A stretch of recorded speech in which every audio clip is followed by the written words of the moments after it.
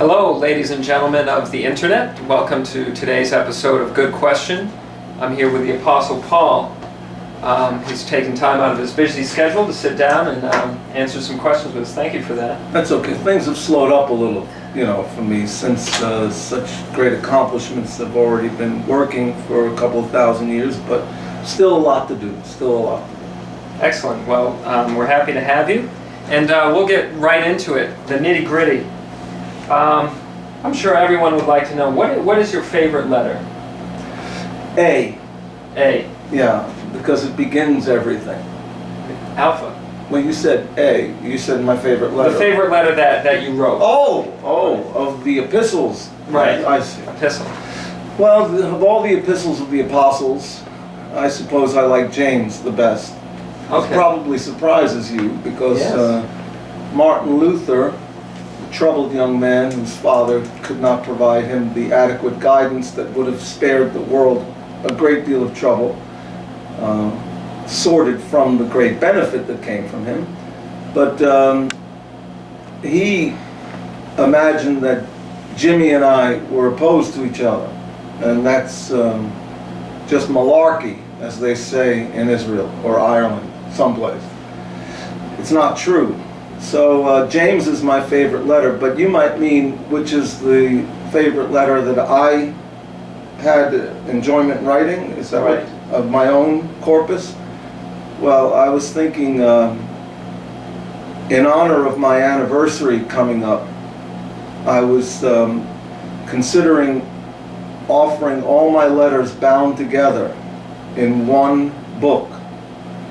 We didn't have books at the time I was writing. We had these cumbersome folios and ways of scrolling and so on. I hear you scrolling again now, but it's virtual scrolling of some kind. Right. Well, we used to have literal scrolling, and we would sell them at a discount in honor of my anniversary, all my letters, including Hebrews, for one low price. Do you think you can I think that sounds good. Yeah. They've never been bound together before, have they? Well, along with some other books, but... What do you mean? The New Testament. New Testament? What? Well, there's your You're way ahead of me. I feel like I've been asleep for 2,000 years. Yeah. Did you call me Rip or Paul? Go on, please. All right. My favorite letter. Your yes. favorite letter. I don't really have a favorite other than James. I think James really nailed it. He went right down to business. He got into it immediately, and he told people what they needed to hear. And he told them in the way they needed to hear it, and he did the best service to Jesus. I was dealing with struggling churches, people who had lots of problems, whether it was the pagan background they came from or getting along with Jews or Jews learning to accept Gentiles for the sake of Jesus.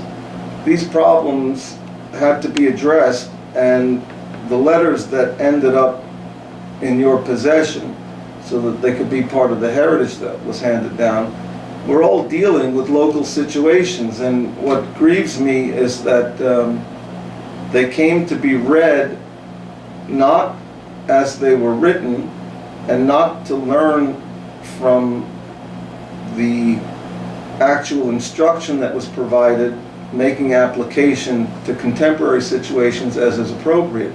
But they came to be read as if they were magic letters and magic words that had independent existence and value. And that's always disturbed me.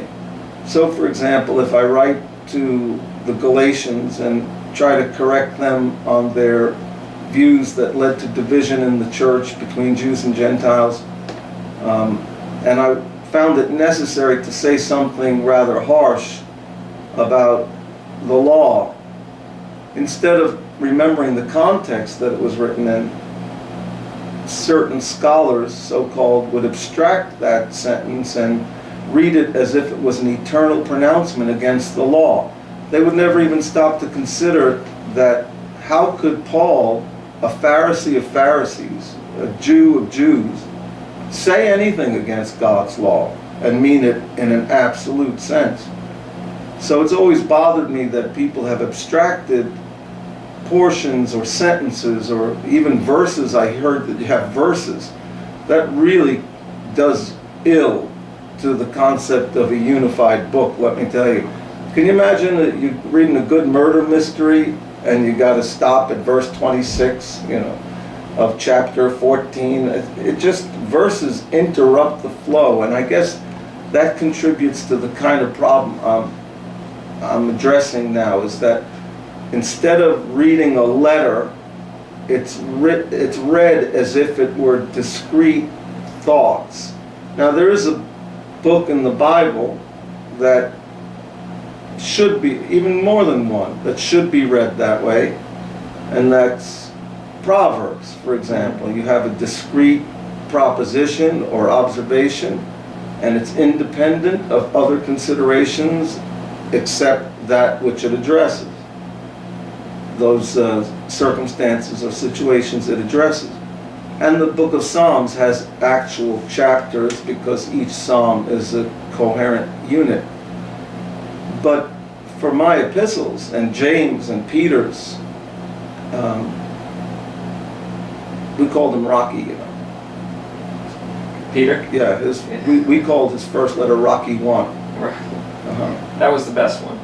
Well, Rocky 2 is Rocky 2 is pretty good. Although it seems that he and Jude kind of exchanged information under the table, if you know what I mean. Yeah. You read those letters and somebody's borrowing a lot, which I did also. I would borrow from any source. It was always my belief that as long as what you said was true and it contributed to your message and made things easier to understand, it was legitimate. So I would take from any source. Many years after me, Maimonides concluded the same thing. You should learn from whoever teaches you. If it's truth that you're being taught, that's the main thing. But back to the point about the letters.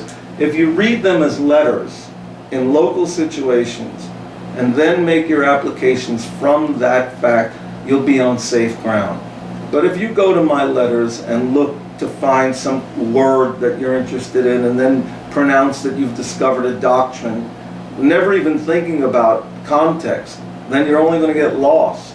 So all my letters are my favorites because I loved all those churches I wrote to. And Timothy, I loved Timothy. He was quite a guy.